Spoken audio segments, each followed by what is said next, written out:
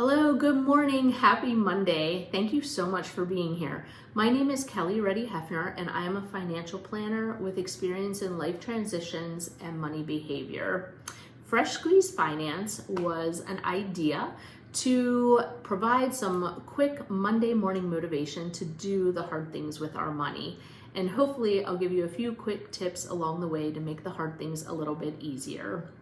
Today's theme is attitude for gratitude. We're gonna dive into all the warm and fuzzies right away. So we have some choice, we have some decisions to make. We're free to decide to be happy and to do the things that make us a little bit more unhappy. In a world that has undeniably changed over the past couple years, we were challenged with a lot of fight or flight feelings, but we are settling into a new normal, and hopefully over the past couple years, you've gained some perspective on the things that truly matter to you and the things that you want to work on that you think will be really beneficial and helpful to you in the future. So you are absolutely worth it, and it is worth the time and energy to find the space to do the things that make you happy. Can we use the emotion of money to propel us towards those important goals versus letting emotion hold us back? Long-term happiness versus those short-term quick endorphin releases. So let's get down to business. Today with our fresh slice, we're gonna pick one thing that we are grateful for or are working towards making a bigger part of our life that we have a feeling is the thing that we will be very grateful for and will make us happy.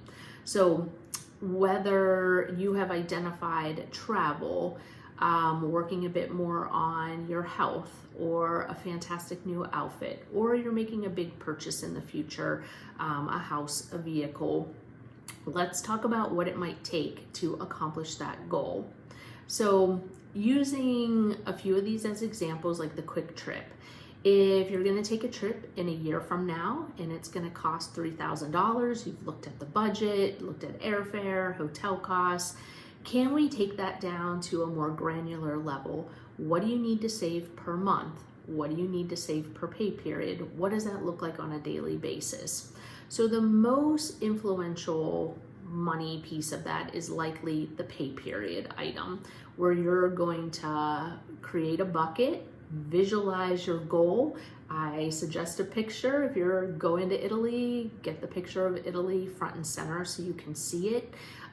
Create the bucket in your spreadsheet, in your app for your budget, or with your bank account if you're able to do that.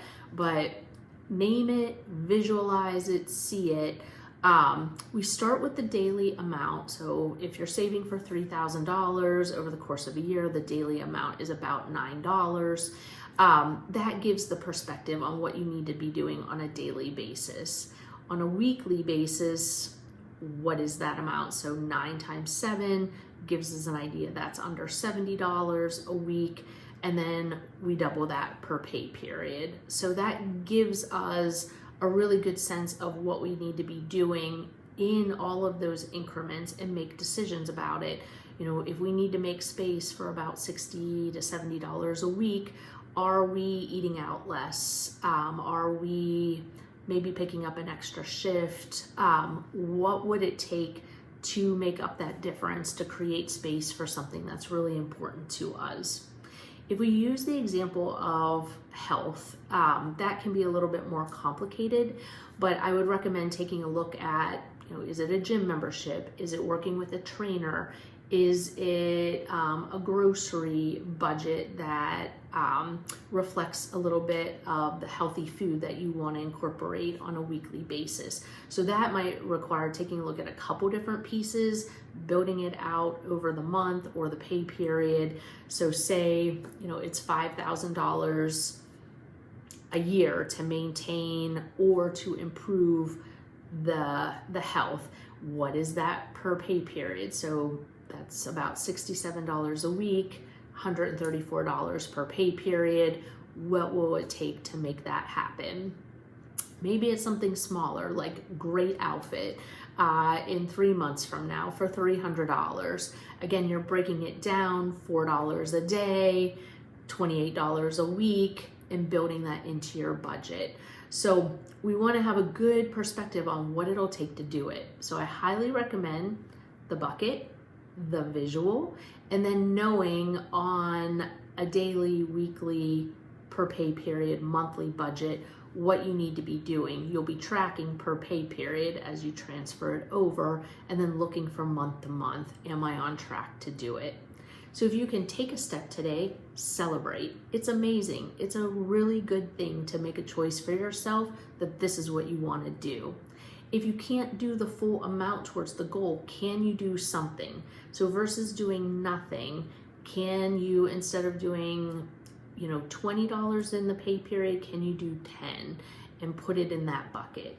And then take a look at what you can change to maybe build space for what you want to do.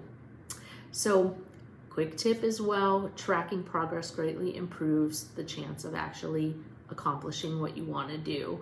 So I highly recommend that separated out space so that you can watch it grow and to celebrate the success along the way.